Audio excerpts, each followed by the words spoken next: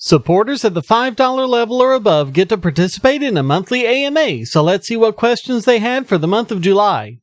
Wilder Voss asks, have you looked into RK selection as the explanation for progressives and conservatives?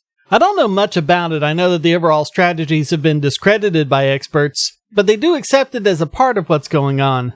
The idea used to be that species either had an R selection strategy where you're in a less crowded ecological niche and so you have a ton of children, not many of them will make it to adulthood, so you have enough children that a few of them will survive, so many that predators won't eat them all or whatever, and K selection, which is when you have your species at its closest to carrying capacity, so you have fewer children but give them greater protection to ensure their survival. So this has been discredited in favor of life history theory, which says that the reproductive strategy is more dependent on aspects of your life history, and in the case of humans, your prediction of things such as life expectancy. And I think I've mentioned this before, but when I was researching my family history, I noticed that some ancestral lines had people get married and have kids as teenagers, while others waited until their 20s and had kids in their 30s. And I noticed a strong correlation between this and lifespan. The ones that had kids early lived to their 40s and 50s. Those who had kids later lived to their 60s and 70s. I also noticed something else that's backed up by the literature. The richer you are, the fewer children you have. And the proxy for this in the census data prior to 1860 is the number of slaves a household had. If you had even a single slave, you were in the top 15%. If you had more than a few slaves, you were basically the top 1%. Families that had no slaves would keep having like 10, 15, 20 children, and families with more than a couple of slaves, in other words, the richest families, only had 2 children, which is replacement fertility. The parents basically replaced themselves in the population. So you do have RK theory as a part of what's going on. I'm just not sure it applies to politics the way your sources claim. Well, since he's the first person asking a question on maker support, I'll answer his second question as well. Have you read about Stanley Milgram's experiment? I think it explains why people have an instinctive desire to obey authority. So this is one where supposedly people were shocking someone to see if they would learn, but what they didn't know is that the person they were supposedly shocking was just an actor.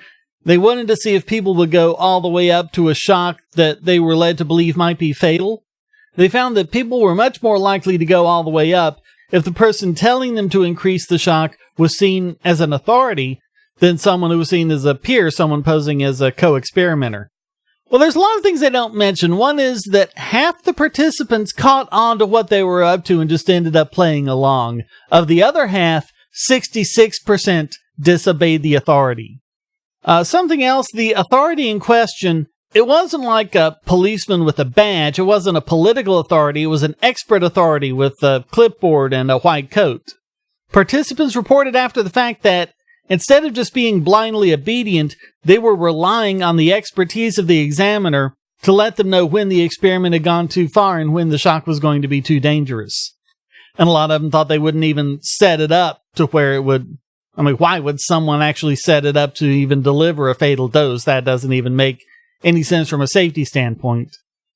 And also, even among those that complied, there was a lot of stress and verbal disagreement. A lot of them had to basically be bullied into compliance, and that raised a lot of ethical questions with the experiment. And we see this kind of thing as well with like the Robbers Cave experiment. Read up on that. The way it's generally depicted, they talk about how easy it is to get 2 groups of children to hate each other. But those people generally don't go on to tell you about the rest of the experiment, which showed how easy it was to build bridges between the 2 groups until they all went home as fast friends. So I think there's a tendency for people to read the kind of things they want into these experiments and ignore the rest.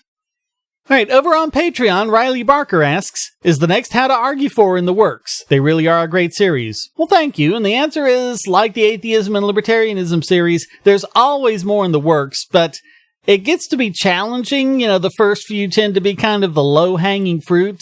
But like, one I really want to do is How to Argue for the War on Drugs. That's kind of been on my list since the beginning.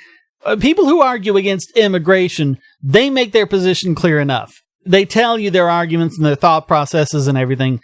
But although it's incredibly easy to argue against the war on drugs, it's actually harder to try and unpack what the drug warriors are saying to try and explain to them how they should formulate their arguments. I mean, I could do it with a couple of things like gateway theory, but getting enough to make a full video on it is tricky. It just doesn't really, because a lot of it is just baseless talking points. I'm like, how do you unpack that?